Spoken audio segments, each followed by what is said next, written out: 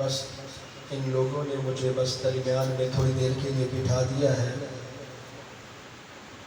میں صرف 2-4 آپ سے باتیں کرنی ہیں، میں کوئی تقریر خطاب نہیں کرنا، کیونکہ میں اپنی حاضری لگا رہا ہوں۔ جیسا کہ آپ تشریف لائے ہیں کہ ہم اس محفل میں شرکت کریں، اسی طرح میں بھی آپ کی طرح اس محفل پاک میں تشریف لایا ہوں۔ 2 صحابہ نے مجھے بلایا ہے، اس نیت نال انشاءاللہ اللہ تعالی ہمارا اور آپ کا مل بیٹھنا اپنی بارگاہ کے اندر قبول منظور فرمائے۔ محفل پاک کے بہت سارے آداب ہوتے ہیں۔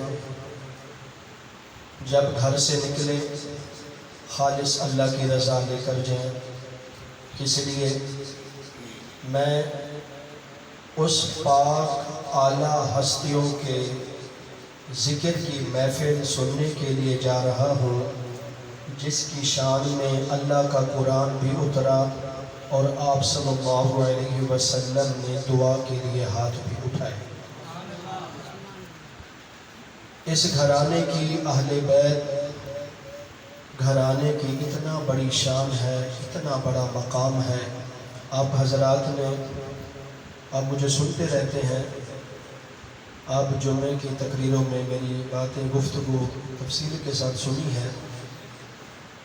اللہ نے جو اس گھرانے کو شان دی ہے، اس کائنات میں، اس روح دھرتی زمین پر اور کوئی ایسا گھرانہ نہیں ہے۔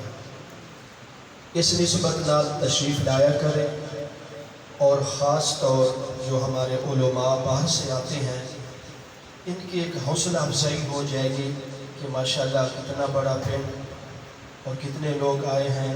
یہ تو ابھی اندازہ ہو رہا ہے، یہ تو اتنے بھی لوگ نہیں کہ اگر ایک بازار سے بھی ایک آدمی نکلنا اپنے گھر سے شروع ہو جائے، اس سے بھی کم آدمی ہے، اور ماشاءاللہ یہ اتنا بڑا پنڈ۔ لیکن اللہ تعالیٰ معاف فرمائے، یہ ہماری بدقسمتی ہے۔ اگر دنیا کا کوئی جلوس ہوتا، دنیا کو کوئی مداری والا آ جاتا بازار میں، تو نوجوانوں نے کیا، بوڑھوں نے بھی باہر نکلنا تھا۔ یہ تو آپ صلی اللہ علیہ وسلم کے ذکر کی محفل ہے، اور شہداء کربلا کے ان کے ہدیہ نذرانہ پیش کرنے کی محفل ہے، اس لیے لوگ توجہ نہیں کرتے۔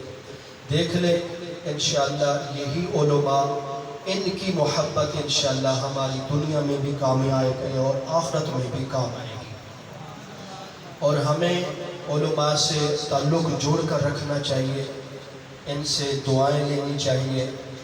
علماء کرام فرماتے ہیں کہ جو لوگ خالص اللہ کی رضا کے لیے کسی عالم دین کا چہرہ دیکھ لیں، سمجھ لو ان لوگوں نے حج عمرے کا ثواب حاصل کر لیا۔ اور دوسری چیز علماء فرماتے ہیں کہ جتنے لوگ علماء کا بیان، ان کے واعظ قرآن حدیث چیزیں توجہ کے ساتھ ان کے چہرے کی طرف متوجہ ہو کر سنیں گے، جتنے قریب لوگ بیٹھیں گے، کل قیامت کے دن اللہ کا بھی اتنا قریب ہو کر دیدار کریں گے۔ یہ شان اللہ نے عالم کو دی ہے۔ آپ جتنا بھی وزیر اعظم کے قریب بیٹھ جائیں، آپ کو وہ مقام نہیں ملے گا، اور یہ مقام اللہ تعالیٰ نے علماء کو دیا ہے۔ ان کی قدر کریں، ان کے نال محبت کریں، ہر معاملات میں تعاون کریں، انشاءاللہ یہی ہمارے دین کا سرمایہ ہے۔ آج ہمارے تک دین پہنچ رہا ہے، دین کی باتیں پہنچ رہی ہیں، یہ ان علماء کی قربانیاں ہیں۔ ان علماء نے بڑی بڑی ان امتحانوں میں، دین کے معاملات میں بڑا جہاد کیا ہے۔ دعا کرو اللہ تعالی ہمارے دلوں میں علماء حق کی سچی محبت پیدا فرمائے۔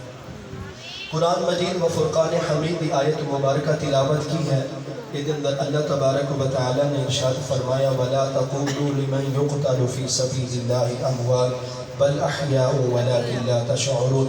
اس میں واضح بات ہے کہ اے دنیا والوں، جو اللہ کے راستے میں قتل کیے جائیں، اللہ کے راستے میں مارے جائیں، یا اللہ کے راستے میں ان کے جسم کے ٹکڑے کیے جائیں، بل احیاء ولکن لا تشعرون، تم ان کو مردہ نہیں کہہ سکتے بلکہ وہ اللہ کے ہاں زندہ ہے۔ شہید کا بہت بڑا رتبہ ہے، بہت بڑی شان ہے شہید کی۔ اس کائنات میں سب سے بڑا رتبہ انبیاء علیہ الصلوۃ والسلام کا ہے، پھر اس کے بعد صدیقین کا ہے، پھر اس کے بعد شہداء کا ہے، پھر اس کے بعد صالحین کا ہے۔ انبیاء علیہ الصلوۃ والسلام اور صدیقین، یہ انسان نبوت اور صداقت یہ انسان کو محنت سے نہیں ملتی۔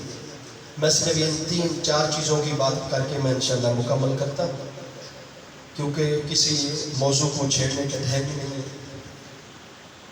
اللہ تعالیٰ نے 4 طبقے بنائے ہیں۔ نمبر 1 انبیاء علیہ الصلوۃ والسلام، نمبر 2 صدیقین، نمبر 3 شہداء، نمبر 4 صالحین۔ انبیاء علیہ الصلوۃ والسلام جو نبیوں کا رتبہ ہے، درجہ ہے، نبوت مانگنے سے نہیں ملے گی، محنت سے نہیں ملے گی، عبادت سے نہیں ملے گی، جہاد سے نہیں ملے گی۔ نبوت اللہ تعالیٰ خود عطا کرتا ہے۔ اور پھر آپ صلی اللہ علیہ وسلم تمام نبیوں کے سردار، تمام نبیوں سے اعلیٰ۔ پھر دوسرا طبقہ صدیقین کا ہے۔ صدیقین، صدیق، صداقت محنت سے نہیں ملتی، یہ اللہ تعالیٰ کی عطا ہے۔ جس طرح آپ صلی اللہ علیہ وسلم کو اور باقی انبیاء علیہ الصلوۃ والسلام کو اللہ نے ان کو چن چن کے نبوت عطا کی، اسی طرح ہر نبی کے ساتھ ایک صدیق ضرور ہوتا ہے جو اس پیغمبر کی تصدیق کرتا ہے۔ اور صداقت اور یہ صدیقین یہ محنت سے نہیں ملتا، اللہ کی عطا ہوتی ہے، اور اللہ تعالیٰ اپنی عطا سے اس کو صداقت سے نواز دیتے ہیں۔ نبوت، صداقت اللہ کی عطا، شہادت اور صالحین یہ انسان کی محنت ہے۔ انسان محنت کرے گا، محنت سے کوشش کرے گا، جہاد کرے گا، پھر شہادت ملے گی۔ اور چوتھا طبقہ صالحین کا ہے۔ نماز پڑھو گے، روزہ رکھو گے، حج کرو گے، زکوٰۃ دو گے، نیک اعمال کرو گے، صالحین بن جاؤ گے۔ اور اللہ تعالیٰ نے ان 4 طبقوں میں سے پہلا طبقہ نبوت کا، دوسرا طبقہ صدیقین کا، تیسرے نمبر پر شہادت کا رتبہ آ رہا ہے۔ آپ صلی اللہ علیہ وسلم نے اللہ کی بارگاہ میں دعا کی، پروردگار آپ نے مجھے نبوت دی، آپ نے مجھے امام الانبیاء بنایا، آپ نے مجھے تمام نبیوں کا سردار بنایا، دونوں جہانوں کا سردار بنایا، لیکن اے پروردگار وہ آپ کی عطا تھی، لیکن میری حسرت یہ ہے کہ مجھے شہادت کا رتبہ ملنا چاہیے۔ اللہ اکبر، شہادت کا رتبہ آپ صلی اللہ علیہ وسلم مانگ رہے ہیں۔ یہ اس سے آپ اندازہ کریں کہ یہ کوئی عام عہدہ نہیں ہے کہ شہادت کا۔ شہادت اللہ تعالیٰ نصیبوں والوں کو نصیب کرتا ہے۔ حدیث میں آتا ہے ہر انسان کو کوشش کرنی چاہیے کہ اللہ تعالیٰ کی بارگاہ میں دعا کرتے رہیں کہ پروردگار ہمیں شہادت کی موت عطا کر۔ جس کو شہادت کی موت نصیب ہو گئی وہ دنیا میں بھی کامیاب ہو گیا اور آخرت میں بھی کامیاب ہو گیا۔ اور اس کے بعد صالحین، ان صالحین میں سے ہم گناہگار آتے ہیں، نماز پڑھیں، روزہ رکھیں، عبادت کریں، ذکر اذکار کریں، انشاءاللہ اللہ تعالی ہمیں نیکوکار بنا دے گا۔ اور شہادت اتنا بڑا رتبہ ہے، اتنا بڑا مقام ہے، اور جو حضرت امام حسین رضی اللہ تعالیٰ عنہ نے اپنے 72 تن قربان کیے، یہ ایویں نہیں کر دیے، دین کے لیے کیے، اسلام کے لیے کیے، ہمارے تک کلمہ پہنچانے کے لیے کیے۔ اور ہمیں حضرت امام حسین رضی اللہ تعالیٰ عنہ کے اس مقام کو پہچاننا ہے، اس کی قدر کرنی ہے۔ ہم نے حسینی سچا بننا ہے، ہم نے حسینی زندگی گزارنی ہے، ہم نے حضرت امام حسین کے نقش قدم پر چلنا ہے۔ میں کسی چیز کو کھول نہیں رہا، اگر میں فضائل علیہ پاسے چلا گیا تو گفتگو لمبی ہو جائے گی، اور ان کی واقعات سفر کربلا کی طرف چلا تو گفتگو اور لمبی ہو جائے گی۔ اگر میدان کربلا میں آپ کو پہنچا دوں تو وہاں بھی تک گفتگو بڑی ہو جائے گی، لیکن میں اشارہ کرتا ہوں بس یہی ہے کہ ہم نے دنیا میں حسینی بننا ہے۔ حضرت امام حسین رضی اللہ تعالیٰ عنہ نے آخری وقت نماز پڑھی، قرآن کی تلاوت کی، صرف یہ دو کام اور ہمیں سبق دیا، اے قیامت تک آنے والے لوگوں، میرے نانے کے امتیوں، میں حسین سے سچی محبت کرنے والوں، حضرت امام حسین آخری وقت دو چیزوں کی نصیحت کر کے جا رہا ہے، زندگی میں کبھی نماز نہیں چھوڑنی اور زندگی میں کبھی قرآن نہیں چھوڑنا۔ یہ اللہ تعالیٰ کی ایسی ایک کرم نوازی ہے ہم پر، اگر آج بھی دنیا والے، آج بھی لوگ، آج بھی قومیں، آج بھی حکومتیں، آج بھی ادارے اس قرآن پر عمل کر لیں، آپ صلی اللہ علیہ وسلم کی شریعت پر عمل کر لیں، حسینی زندگی گزارنا شروع کر دیں، انشاءاللہ آج بھی حالات درست ہو سکتے ہیں۔ لیکن ہم قرآن سے بھی دور، اہل بیت کی محبت سے بھی دور، اصحاب رسول کی محبت سے بھی دور، ہم تمام معاملات سے دور ہیں، تو ہمیں اس چیز کا احساس کرنا ہوگا۔ ہمیں اکیلے بیٹھ کر تصور میں اپنے دامن کو، اپنے گریبان کو جھنجھوڑنا ہوگا کہ ہم کتنے حسینی بنے ہوئے ہیں۔ حضرت امام حسین 5 وقت کے نمازی تھے، کیا ہم بھی 5 وقت کے نمازی ہیں؟ حضرت امام حسین قرآن کے قاری تھے، کیا ہم بھی کبھی، ہمیں قاری تو دور کی بات ہے، کبھی ہمیں قرآن پڑھنے کی بھی فرصت ملی ہے یا نہیں ملے؟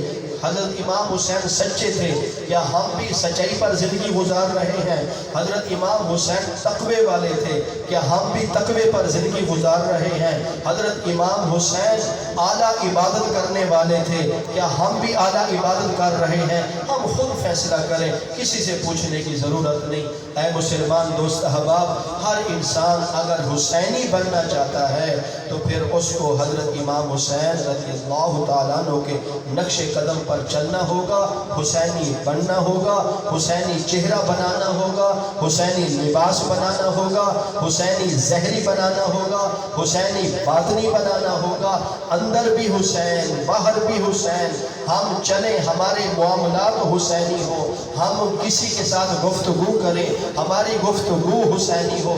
جب ہم اس طرح زندگی گزاریں گے انشاءاللہ ان نواسوں کے صدقے، اس اہل بیت گھرانے کے صدقے، یہ جنت کے سردار ہیں، جنت کے بھی پھول ہیں، خوشبو ہیں، اور اس طرح سمجھ لیں کہ اگر ہمیں جنت ملنی ہے تو ان کے صدقے ملنی ہے، کیونکہ یہ جنت کے سردار ہیں۔ کوئی شخص کسی کی اجازت کے بغیر، کسی سردار کی اجازت کے بغیر اس کے گھر نہیں داخل ہو سکتا، تو ہم ان کے محبت کے بغیر، ان کے اتباع کے بغیر جنت میں کس طرح داخل ہو سکتے ہیں؟ اگر جنت چاہتے ہو، دنیا میں کامیابی چاہتے ہو، قبر میں کامیابی چاہتے ہو، حشر میں کامیابی چاہتے ہو، دنیا آخرت میں کامیابی ہے، تو تمہیں اہل بیت نال سچی محبت کرنی ہوگی، حسنین کریمین نال سچی محبت کرنی ہوگی، اصحاب رسول نال سچی محبت کرنی ہوگی، اور اسی طرح اولیاء اللہ نال سچی محبت کرنی ہوگی، اور علماء حق نال سچی محبت کرنی ہوگی۔